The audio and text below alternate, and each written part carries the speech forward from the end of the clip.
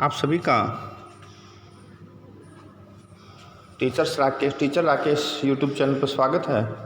आज हम अध्याय 1 स्वर्णिम भारत प्रारंभ से 1206 ईस्वी, जिसमें हम सम्राट अशोक के बारे में पढ़ रहे थे। अब आगे पढ़ते हैं। 1 नंबर, कलहण की राजतरंगिणी के अनुसार अशोक बौद्ध धर्म ग्रहण करने से पहले शिव का उपासक था। वह अपने धर्मगुरु मोगलीपुत्तिस के प्रभाव में आया। मोगलीपुत्तिस के प्रभाव में आने के कारण ही राजतरंगिणी के अनुसार अशोक ने शिव के उपासना के बाद बौद्ध धर्म को ग्रहण किया। गुहा निर्माण। अशोक ने बौद्ध धर्म ग्रहण करने के बाद बराबर की पहाड़ियों में 4 गुहाओं का निर्माण करवाया। एक सुदामा गुहा, दूसरी चौपार गुहा, तीसरी विश्व झोंपड़ी गुहा, चौथी कर्ण गुहा। ये 4 गुहाओं का निर्माण अशोक ने बौद्ध धर्म ग्रहण करने के बाद कहाँ करवाया था?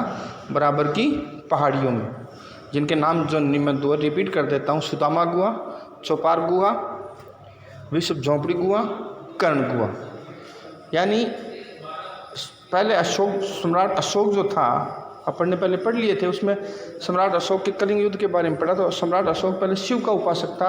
उसके बाद उसने अपने धर्मगुरु मोगलीपुत्तिस के प्रभाव में आने के बाद उसने बौद्ध धर्म ग्रहण किया। और फिर उसने बौद्ध धर्म ग्रहण करने के बाद बराबर की पहाड़ियों में सुदामा गुहा, चौपार गुहा, विश्व झोंपड़ी गुहा और कर्ण गुहा का निर्माण करवाया। अब आगे पढ़ते हैं। आगे चलें तो आगे देखते हैं कि लुम्बिनी अभिलेख से पता चलता है कि अशोक ने कलिंग युद्ध के बाद भूमिकर जो था 1/4 से घटाकर कितना कर दिया? 1/8 कर दिया। पहले चौथा हिस्सा कर रहा था किसी इकाई का, अब उसने कर दिया उसे 1 इकाई का 8वां हिस्सा, यानी घटा दिया। दूसरा, उसके पड़ोसी 4 स्वतंत्र राज्यों की जानकारी मिलती है जो निम्न थे। उसके जो पड़ोसी, अशोक के जो पड़ोसी राज्य थे जो स्वतंत्र थे, क्योंकि कलिंग युद्ध के बाद उसने युद्ध घोष की जगह धर्म घोष चालू कर दिया था, बहरी घोष की जगह। 4 जो स्वतंत्र राज्य मिलते हैं वो थे चोल, चेर, पांड्य और केरल के राज्य। तो हम देखते हैं कि साउथ इंडिया, दक्षिणी भारत तक अशोक का पहुंच थी उस समय, लेकिन उसने बाद में युद्ध नीति को त्याग दिया। तो 4 स्वतंत्र राज्य चोल, चेर, पांड्य और केरल के राज्य मिलते हैं। अब आगे चले, आगे देखते हैं। तो अशोक का धम्म, ये बड़ा महत्वपूर्ण है, ये आया भी एक बार परीक्षा में। अशोक का धम्म क्या था?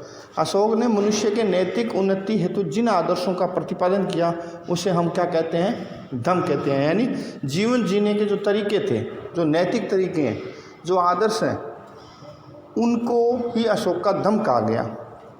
धम्म की परिभाषा अशोक के 2 और 7वें अभिलेख में दी गई है। अशोक के अनुसार निवृत्ति, विश्व कल्याण, दया, दान, सत्य एवं क्रम शुद्धि ही धम्म है।